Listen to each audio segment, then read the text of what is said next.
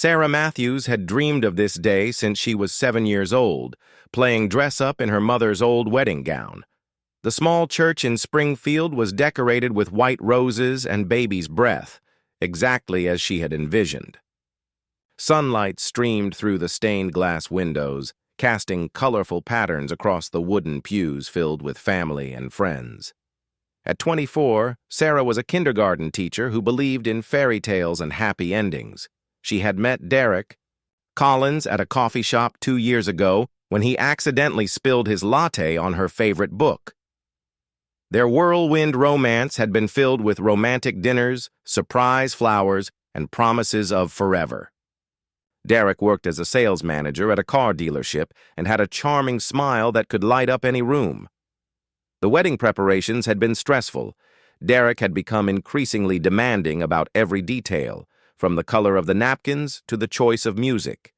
Sarah's mother, Linda, had noticed his controlling behavior, but kept her concerns to herself, not wanting to spoil her daughter's happiness. She hoped marriage would settle him down. Sarah's most treasured guest sat in the front row. Her grandfather, General Robert Matthews, was a decorated U.S. Army officer who had served 3 tours in Afghanistan and Iraq. At 72, he remained sharp, dignified, and fiercely protective of his family. His military medals gleamed on his dress uniform as he watched his granddaughter with pride and a hint of worry in his steel-gray eyes. The ceremony began beautifully. Sarah walked down the aisle to Cannon in D, her grandmother's pearl necklace, catching the light. Her dress was simple but elegant, with delicate lace sleeves and a flowing train. Derek waited at the altar, looking handsome in his black tuxedo, though his jaw seemed tighter than usual. The pastor, Reverend Johnson, had known Sarah since she was baptized as a baby. His warm voice filled the church as he spoke about love, commitment, and the sacred bond of marriage. The congregation listened attentively, many wiping away tears of joy as the young couple exchanged vows. Everything seemed perfect until the moment came for Derek to kiss his bride. Sarah closed her eyes, expecting the gentle, loving kiss they had practiced during rehearsal. Instead, she felt Derek's hand strike her cheek with a sharp crack that echoed through the silent church. The sound seemed to freeze time itself. Sarah's eyes flew open in shock, her hand instinctively moving to her stinging cheek. The red mark was already forming on her pale skin. Gasps and murmurs rippled through the congregation like a wave. Derek's face was twisted with anger, though no one understood why. Perhaps the stress of the day had finally gotten to him, or maybe his true nature was finally showing through the charming facade he had maintained for 2 years. Sarah stood frozen at the altar, her wedding bouquet trembling in her hands. The flowers her grandmother had specially chosen seemed to mock her now. This was supposed to be the happiest moment of her life, the beginning of her fairy tale ending. The church fell into stunned silence. Wedding guests sat in their pews, unsure whether they had really witnessed what just happened. The photographer lowered his camera, his finger hesitating over the shutter button. Linda Matthews felt her heart break for her daughter. She started to rise from her seat, maternal instinct taking over, but something made her pause. Her father-in-law, General Matthews, was already moving with the quiet, deadly precision of a man who had spent decades protecting others. Derek seemed oblivious to the gravity of what he had just done. He straightened his tie and looked around the church as if expecting applause or approval. His best man, Jake, stared at him in horror, finally seeing his friend's true character. The general's hand came to rest gently but firmly on Derek's shoulder. It was not a friendly gesture between family members, but the calculated touch of someone who understood exactly how much pressure to apply to get someone's complete attention. Sarah felt her world tilting on its axis. The man she thought she loved, the man she had just promised to spend her life with, had struck her in front of everyone they knew.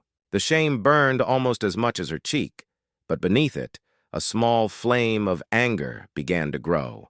The wedding guests began to whisper among themselves, cell phones appearing as people started recording or texting about the shocking turn of events.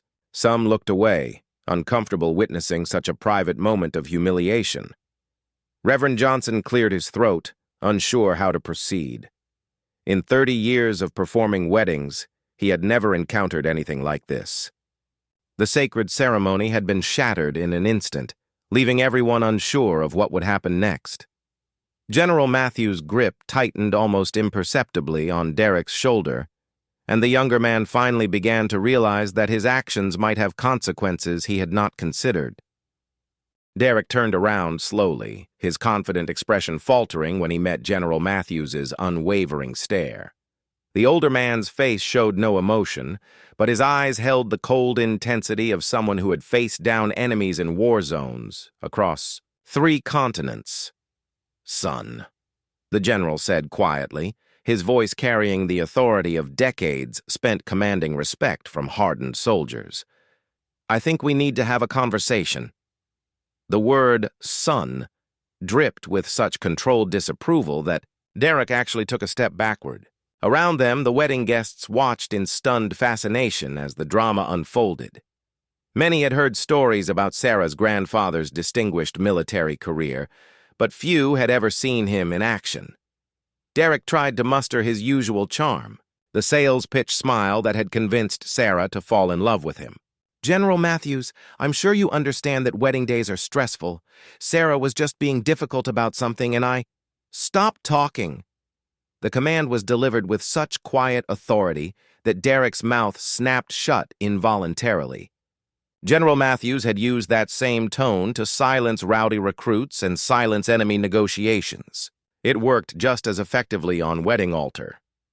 Sarah stood frozen, still processing what had happened. Her cheek throbbed where Derek's hand had connected, but more than the physical pain, she felt the crushing weight of humiliation and betrayal. This was the man she had chosen to spend her life with, and he had shown his true colors in front of everyone who mattered to her. Linda Matthews finally found her voice and hurried to her daughter's side. "Sarah, honey, are you okay?" She gently touched her daughter's arm, her own hands shaking with a mixture of rage and protective instinct. The general never took his eyes off Derek as he spoke to his granddaughter. "Sarah, why don't you go to the back room with your mother for a moment? Take all the time you need." It was phrased as a suggestion, but everyone in the church understood it was really an order. Sarah nodded numbly, allowing her mother to guide her away from the altar and toward the small preparation room behind the sanctuary. As they walked away, the general's attention returned fully to Derek, who was beginning to sweat despite the cool temperature in the church. The young man had always been intimidated by Sarah's grandfather, though he had tried to hide it behind jokes and forced familiarity. "Let me tell you something about respect," General Matthews said, his voice carrying to every corner of the now silent church. "I've spent 50 years of my life learning about honor, duty, and how real men treat the people they're supposed to protect." Derek shifted uncomfortably, suddenly aware that everyone in the church was staring at him. His groomsmen looked embarrassed to be associated with him, and even his own family members were shaking their heads in disapproval. "I've served in places where men die for their principles," the general continued, taking a small step closer to Derek. "I've buried soldiers who gave their lives protecting others. And you just struck my granddaughter on what's supposed to be the happiest day of her life." The photographer had stopped taking pictures entirely. The wedding videographer continued recording, sensing that this moment would be talked about for years to come. Some guests were openly weeping, not from joy but from the tragedy of watching Sarah's dream day turn into a nightmare. Derek tried to defend himself again. "Look, you don't understand the pressure I'm under. The wedding costs, the expectations. Sarah's been—" General Matthews held up one hand and Derek fell silent again. "I understand pressure, son. I understand it better than you ever will. I've made decisions under pressure that affected the lives of thousands of people. But never, not once in 50 years of service, did pressure make me raise my hand against someone who trusted me." The church was so quiet that the sound of cars passing outside seemed unnaturally loud. Even the children in the congregation seemed to sense the gravity of the moment and remained perfectly still. In the preparation room, Sarah was finally beginning to process what had happened. Her mother held her hands while she stared at her reflection in the small mirror. The red mark on her cheek was already beginning to fade, but the memory of Derek's anger would last much longer. "Mom," Sarah whispered. "How did I not see this coming?" Linda had her own suspicions about Derek's character, but now was not the time for "I told you so." Instead, she simply held her daughter while she processed the betrayal and humiliation. Back in the sanctuary, General Matthews was delivering a lesson in consequences that Derek would never forget. The younger man's face had gone pale as he realized that his moment of anger had cost him far more than just his bride's trust. General Matthews studied Derek with the same careful attention he had once used to evaluate enemy positions in hostile territory. Something about the younger man's defensive posture and darting eyes suggested there was more to this story than wedding day stress. "Derek," he said calmly, "why don't you tell everyone here why you're really angry at my granddaughter?" Derek's face flushed red. "I don't know what you mean. It was just the stress, like I said. These things happen." "No," the general replied firmly. "These things don't just happen. Men who love and respect their wives don't strike them regardless of stress. So I'm going to ask you again, and this time I want the truth." The congregation watched in fascination as Derek began to squirm under the general's unwavering stare. Several wedding guests were now openly recording the confrontation on their phones, sensing that they were witnessing something extraordinary. Derek's best man, Jake, looked increasingly uncomfortable. He kept glancing toward the exit as if considering whether to make a run for it. The other groomsmen shifted nervously, clearly wishing they were anywhere else. Finally, under the weight of the general's scrutiny and the stares of the entire congregation, Derek's composure cracked completely. "Fine!" he shouted, his voice echoing through the church. "You want to know why I'm angry? Sarah found out about Melissa!" A collective gasp went up from the wedding guests. Sarah's bridesmaids looked at each other in shock, and several family members began whispering frantically among themselves. General Matthews's expression didn't change, but his voice carried a dangerous edge. "And who is Melissa?" Derek seemed to realize he had said too much, but there was no going back now. She's someone I work with. It's complicated." "I see," the general said with deadly calm. "And how long has this complication been going on?" Derek looked around desperately, as if searching for an escape route or ally. Finding neither, he slumped slightly. "About 6 months." The church erupted in shocked murmurs. Sarah's aunt gasped loudly, and her cousin stood up in her pew, pointing accusingly at Derek. "You cheating piece of language, please." "General," Matthews said quietly, and even Sarah's normally outspoken cousin fell silent. "We're in a house of worship." In the preparation room, Sarah heard the commotion and Derek's confession through the thin walls. The betrayal hit her like a physical blow, worse even than the slap. She had been planning to spend her life with a man who had been lying to her for months.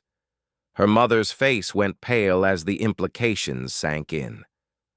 "Oh, Sarah, I'm so sorry, honey." Sarah felt a strange sense of clarity washing over her. The humiliation of being slapped in front of everyone had been terrible, but learning that Derek had been cheating on her somehow made his behavior make sense. He wasn't striking out from stress. He was lashing out from guilt and anger at being caught. Back in the sanctuary, General Matthews continued his interrogation with the precision of someone trained in extracting information. "So let me understand this correctly.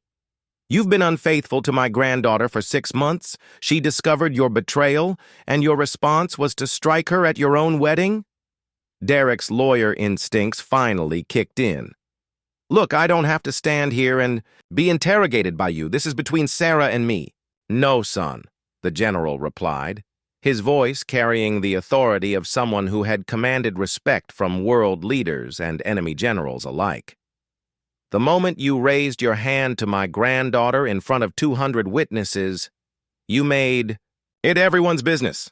Reverend Johnson finally found his voice. Perhaps we should postpone the ceremony so everyone can...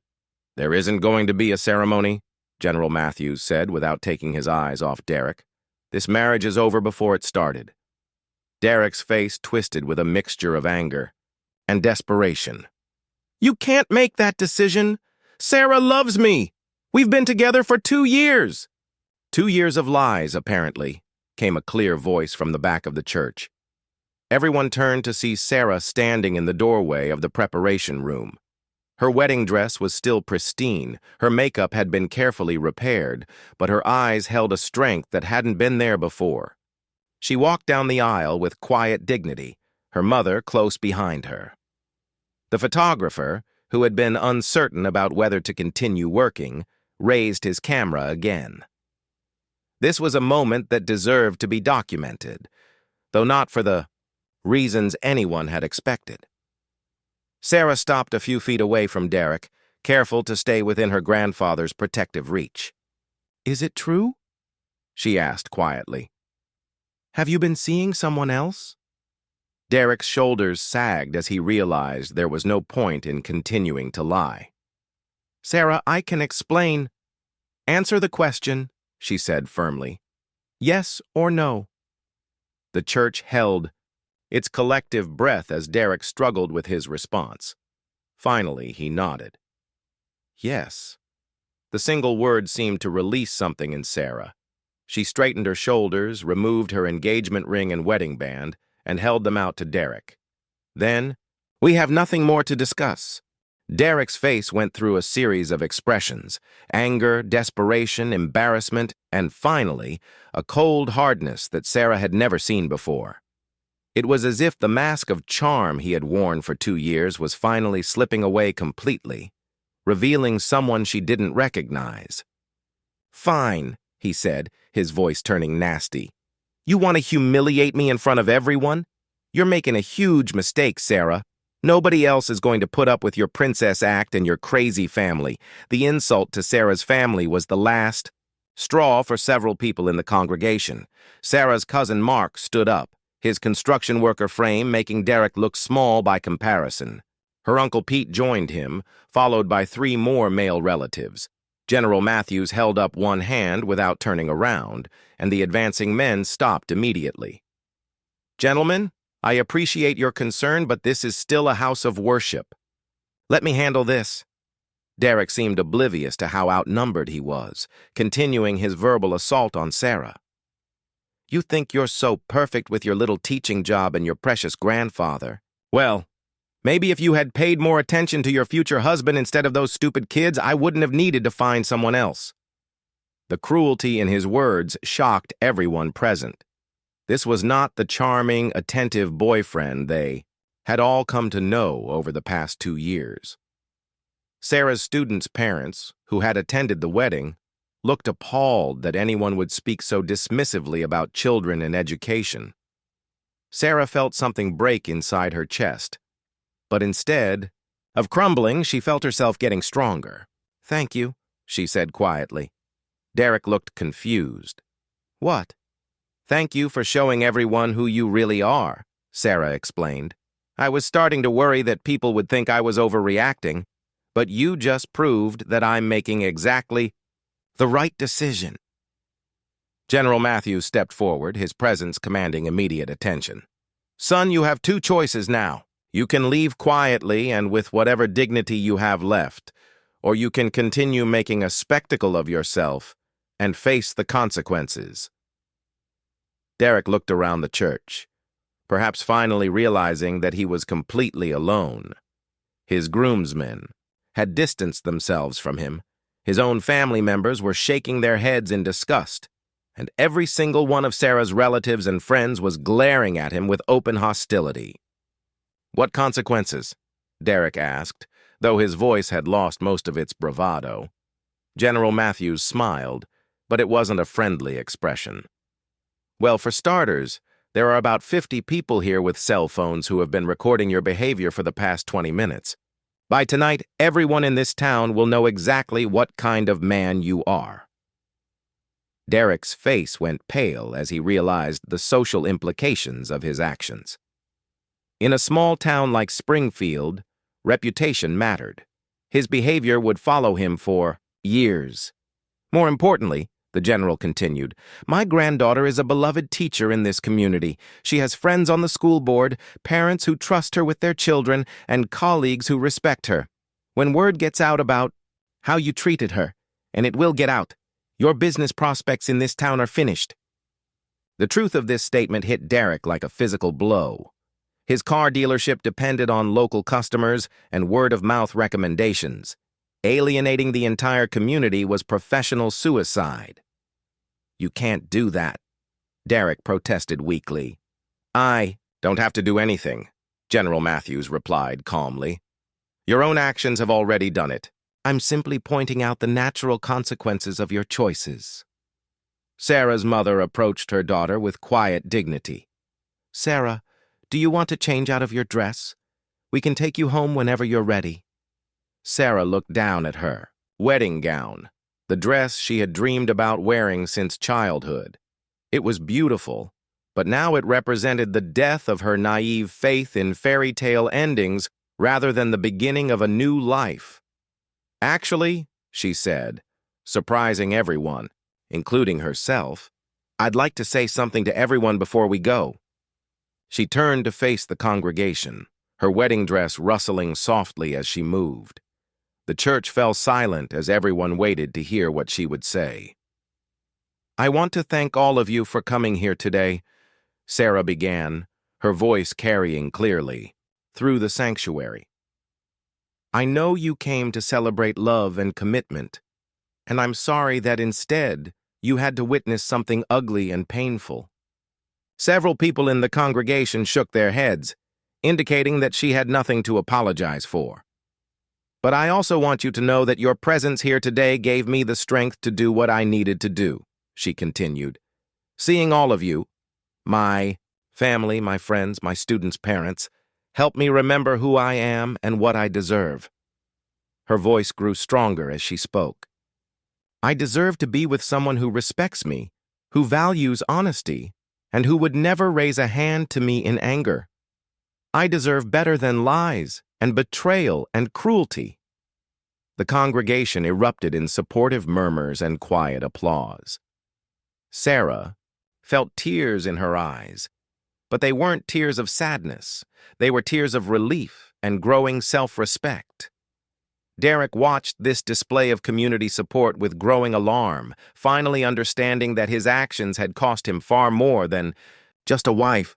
Derek stared at the rings in Sarah's outstretched hand as if they were foreign objects he had never seen before. The diamond engagement ring he had saved for months to buy caught the light streaming through the stained glass windows, creating tiny rainbows that seemed to mock the darkness of the moment. Sarah, please, Derek said, his voice taking on a pleading tone he had never used before. You're being emotional. We can work through this. Couples therapy, anything you want. Sarah's laugh was bitter and surprising even to herself. Emotional? Derek, you cheated on me for 6 months, then slapped me at our wedding altar when I confronted you about it. If that doesn't deserve an emotional response, I don't know what does. The congregation watched in amazement as Sarah, who had always been known for her gentle, accommodating nature, stood up for herself with a strength none of them knew she possessed. Her kindergarten students would have been proud to see their soft-spoken teacher displaying such courage. General Matthews stepped slightly closer to his granddaughter, not to protect her, but to show his support. He had seen this transformation before in young soldiers who discovered they were stronger than they ever knew when faced with impossible situations.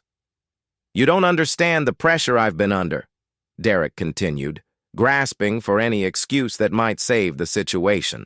The business has been struggling, and Melissa was just there to listen when you were always busy with wedding planning and school stuff. So it's my fault? Sarah asked, her voice rising slightly. I was too busy planning our wedding and teaching children to pay attention to you, so you found someone else to comfort you? Derek realized he was digging himself into a deeper hole. With every word, but desperation made him continue. That's not what I meant. Look, it didn't mean anything with Melissa. She's just a co-worker. You're the one I chose to marry. After 6 months of lying to me, Sarah replied. After letting me plan this entire wedding while you were with another woman? After letting me spend my savings on a dress and flowers and a reception for a marriage you never intended to honor? The financial implications of Derek's betrayal were just beginning to sink in for everyone present. Sarah's family had spent thousands of dollars on this wedding, money they couldn't afford to lose. Her father, who worked double shifts at the factory to pay for his daughter's dream wedding, looked sick as he realized what this meant. Derek's own family members were beginning to look ashamed to be associated with him. His mother, who had always adored Sarah and treated her like the daughter she never had, was openly weeping in the front pew. "Sarah, honey," Derek's mother called out, her voice breaking. "I had no idea. If I had known what he was doing—" "Mrs. Collins, this isn't your fault," Sarah replied kindly, showing grace even in her moment of betrayal. "You raised your son to know right from wrong. His choices are his own." Derek's face flushed with anger at seeing his own mother side with Sarah. "Mom, stay out of this. Sarah's being dramatic about the whole thing." "Dramatic?" General Matthews spoke for the first time in several minutes, his voice carrying a warning that made Derek take an involuntary step backward. "Son, you seem to be confused about what dramatic behavior looks like." The general's gaze swept across the congregation before returning to Derek. "Dramatic would be if I responded to you the way I'd respond to anyone else who struck a member of my family. Dramatic would be if Sarah's father and uncles decided to express their opinion about your behavior in the parking lot after this ceremony. Several men in the congregation shifted in their seats, and Derek suddenly realized that he had not just betrayed Sarah. He had insulted an entire family that had welcomed him with open arms for 2 years. Sarah looked around at the faces of her family and friends, people who had taken time off work, traveled from out of state, and spent money they couldn't spare to celebrate what they thought would be the happiest day of her life. "I'm sorry," she said, addressing the congregation. "I'm sorry you all came, here expecting to witness a wedding and instead had to see this." Her childhood Sunday school teacher, Mrs. Henderson, stood up in her pew. "Sarah, dear, you have nothing to apologize for. We're proud of you for standing up for yourself." Murmurs of agreement rippled through the church as more people voiced their support for Sarah's decision. Derek looked around in growing panic as he realized that not a single person in the church was taking his side. "This is insane," Derek said, his voice becoming desperate. "Sarah, you're throwing away 2 years together because of one mistake?" "One mistake?" Sarah's voice was incredulous. "Derek, you've been living a double life for half a year. You looked me in the eye every day for 6 months and lied to me. You let me introduce you to my family, plan our future, and believe that you loved me while you were with someone else." She took a deep breath, drawing strength from her grandfather's presence and the support of her family. "And then when I finally found out the truth, your response was to hit me. In front of everyone who loves me. That's not one mistake. That's a pattern of disrespect and dishonesty that I won't tolerate." Derek's best man, Jake, finally found the courage to speak up. "Dude, maybe you should just go. You've done enough damage here." The betrayal from his closest friend was the final blow to Derek's composure. He looked around the church one last time, seeing nothing but disappointment and disgust in the faces of people who had once welcomed him as family. 6 months later, Sarah stood in front of her classroom watching her kindergarten students work on their Father's Day cards. The October sun streamed through the windows, casting a warm glow over the small desks and colorful artwork that covered the walls. "Miss Matthews," called out little Emma, one of her favorite students, "my daddy says you're the bravest lady he knows."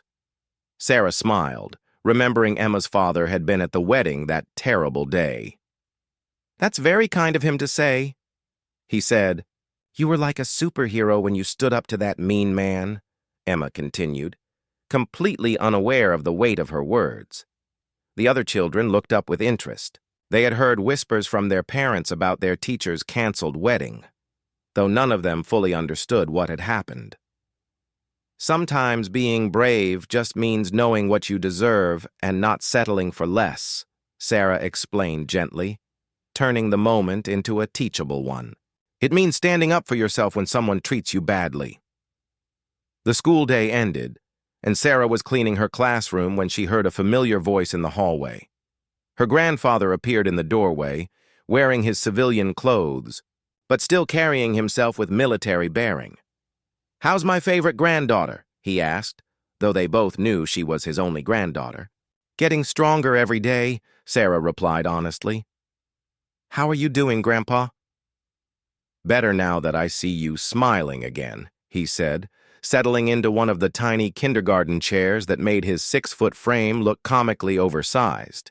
They had talked many times over the past 6 months about that day in the church. Sarah had gone through periods of doubt, wondering if she had overreacted or thrown away something that could have been saved, but her grandfather had been there to remind her that respect and honesty weren't negotiable in a relationship. "I got a call from your mother today," General Matthews said. "Apparently Derek tried to contact you through her." Sarah felt her stomach tighten slightly. "What did he want?" "To apologize, supposedly, and to tell you that he broke things off with the other woman." Sarah was quiet for a moment, processing this information. 6 months ago, hearing that Derek wanted her back might have made her heart race with hope. Now she felt nothing but mild curiosity about what had prompted his change of heart. "His car dealership isn't doing well," her grandfather continued. "Word got around town about what happened, just like I predicted. People don't want to do business with a man who would strike his bride at their own wedding." Sarah had heard rumors about Derek's financial troubles, though she tried not to pay attention to gossip. Several of her students' parents had mentioned seeing him at job interviews around town with little success. I also heard that the other woman wasn't quite as interested in him once she realized he couldn't provide the lifestyle he had promised her. General Matthews added with a slight smile. "I don't take any pleasure in his struggles," Sarah said honestly. "I just want to move on with my life." "That's what makes you a good person," her grandfather replied. "But I wanted to make sure you heard about his attempt to contact you before anyone else mentioned it. Are you interested in talking to him?" Sarah thought about it seriously. 6 months ago, she would have been devastated by Derek's betrayal. 3 months ago, she might have been tempted to hear what he had to say. Now, the idea held no appeal whatsoever. "No," she said firmly. "Whatever we had is over. I'm not interested in apologies or explanations or promises to change. I'm interested in moving forward." Her grandfather nodded approvingly. "Good. You deserve someone who will treat you with respect from the beginning, not someone who has to learn how to do it after he's already lost you." As they walked out of the school together, Sarah reflected on how much her life had changed. The humiliation and heartbreak of that wedding day had been terrible, but it had also been the beginning of a new chapter. She had learned that she was stronger than she thought. She had discovered the depth of her family's love and support. She had seen how much her community valued and respected her. Most importantly, she had learned to value and respect herself. "Grandpa," she said as they reached their cars, "thank you." "For what?" "For having my back that day. For showing me that I didn't have to accept being treated badly. For teaching me that I deserve better." General Matthews hugged his granddaughter tightly. "Sarah, you already knew all of that. You just needed someone to remind you in the moment when it mattered most." As Sarah drove home, she thought about the future. She was considering going back to school for her master's degree in education. She had been asked to join the school board. She was even thinking about dating again, though she was in no hurry. The young woman who had been slapped at her own wedding was gone, replaced by someone stronger, wiser, and more confident. The fairy tale ending she had dreamed of as a little girl hadn't come true, but she had discovered something better, the knowledge that she could write her own story and create her own happy ending. That evening, Sarah threw away the last remnants of her relationship with Derek. Old photos, gifts, and letters she had been too sentimental to discard earlier. As she watched them disappear into the trash, she felt a sense of closure and peace. The woman who had once believed she needed someone else to complete her had learned that she was already whole on her own.